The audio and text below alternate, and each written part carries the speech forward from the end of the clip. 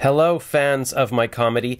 Maybe you aren't, but I'm using my psychic. What is that called? When you say something just to try to convince people that it's a thing. I don't know. I'll look it up later. I don't have a lot of time here. It's 6:32 p.m. on Wednesday, and I have a 7 p.m. stand-up comedy class. It's the Greg Dean stand-up comedy classes, and I wanted to share with you something that I might share in class, or maybe I'll just share the link in the class Slack thing. What I'm going to try doing is some one-liner stand-up jokes, because that's what we've been studying. It is it class 4 coming up? And we've been learning sort of the structure of a one-liner joke, and I don't want to give it away because you have to take the classes to do it, to learn it. But basically... I mean, it's not giving away a lot. It was sort of given away in the free webinar that was like the first class. And then also it's in his book probably. And I think I'll put a link below to his free book that's on Amazon. But anyways, yeah, so we've been studying some one-liners and the structure of it, and I've decided, because he gave us some premises in the workbook, and we were supposed to fill those in, and I did them all last week, so I'm already ahead. So I've decided, this evening I decided to write some of my own jokes, and I'm going to share them with you. And just to give you an idea of what a one-liner is, that is... the way he explains it is it's sort of something where you have a premise, and then there's a little twist in the middle, and then at the end, which makes you reimagine or rethink what you just heard, and then that gives you a laugh because it's different interpretation. How does he phrase it? Well, I'll just give an example. What was the one he gave? Like somebody says, my wife, or my ex-wife is a great housekeeper. When we got divorced, she kept the house. And so what happened there is, you said housekeeper, and then, you assumed she, keeps house, like cleans the house or whatever, but then there's a twist, and then it meant something else, and that makes you laugh. And so, I guess last week we also were supposed to find examples of one-liners and stuff, so I found some on my own. I found some comedian he said it in a British accent, so it was probably extra funny that way, but he said something like, somebody asked me what superpower? What superpower would I want? Or if I could have a superpower, which one would I want? And I said, Cold War Russia. A little twist there, because you thought he meant like superpowers, although the guy asking the question did mean superpowers, and then he twisted it in his own mind, so he misunderstood. So I don't know if that even fits the rules that we're talking about. Am I even recording here? Did I press record? Yes. Okay. Because it wasn't a thing that had a different meaning. It's just he interpreted it differently in his mind. And I found another example where it was a comedian. He said, he was also British, I think, and he said, some shepherd came up to me and said, I have 68 sheep. Can you round them up? And I said, sure, 70. And I'm like, okay. But again, it was the guy. So I don't know if I found the best examples. But I've decided, you know what? I'm just going to write my own. How hard can this be, right?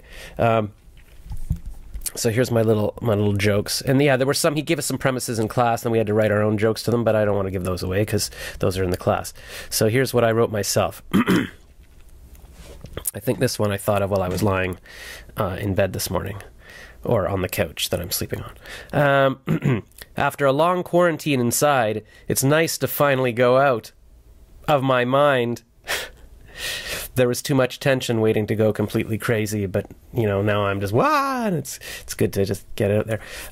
And so that joke, you can tell what I just said it. I don't know if that's exactly an example of like a twist at the end, but I think it sort of is, because I said it's nice to finally go out, and you thought I meant, go outside, but then I said out of my mind. So it's just maybe out of my mind is the way that, that's the punchline. It makes you rethink what I actually said. When I said go out, I didn't mean go outside. I meant... Anyway, so that was a good one, if I do say so myself. Normally, like, if you were here with me in person, you'd be laughing, like it'd be a comedy club.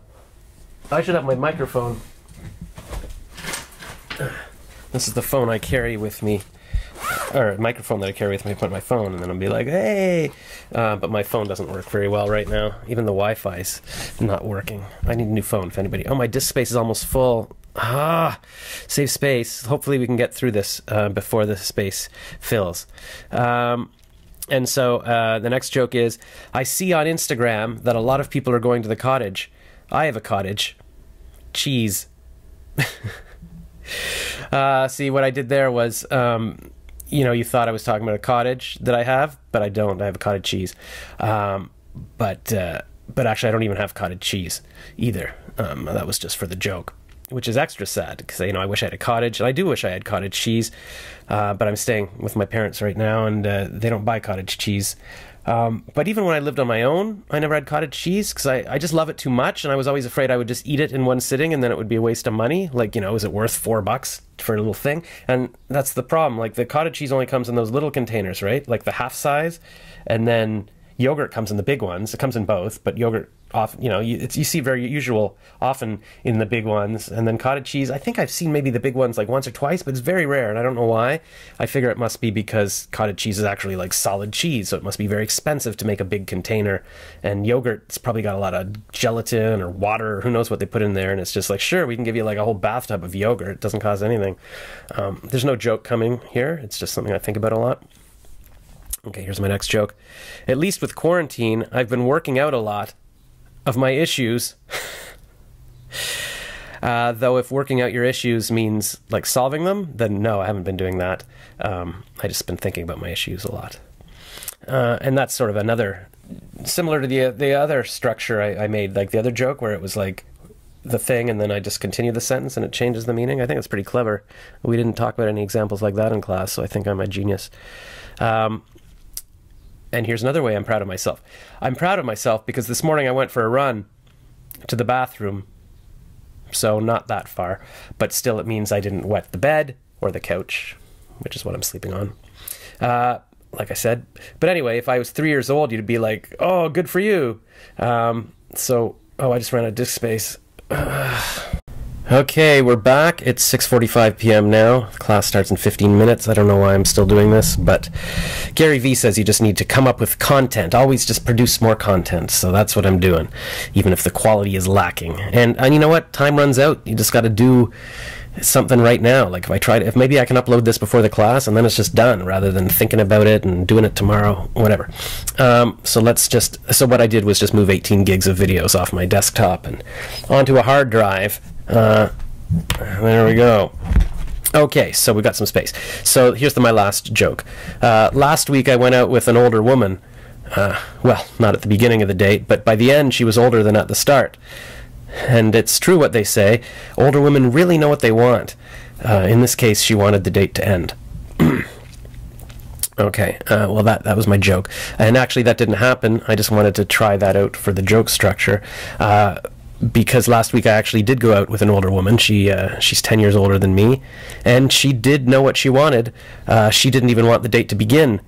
She messaged me on Facebook saying, you know, I seem interesting, and she wanted to meet me, but she wasn't hitting on me. Just wanted to be clear about that. You know, she was saying she just wanted to be friends, which is cool. This saves me a lot of time. It used to be that I'd have to actually go out with a woman before she knew for sure that she had no romantic interest in me.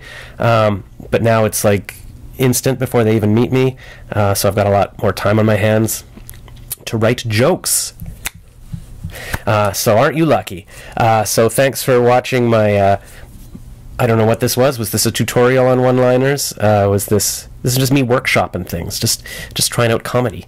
I'm all inspired. I watched a talk with Joe Piscopo. He was doing like a little talk online with the New York Film Academy today, and he was talking about, you know, how he auditioned for Saturday Night Live, and he didn't think he was going to get in, and then he got in, and he's still doing stuff now. He's talking about he does like physical stuff and stuff on I guess he does shows. I don't know where he does shows. He has a podcast too, doing lots of stuff. So, Joe, if you're watching this, let's collab.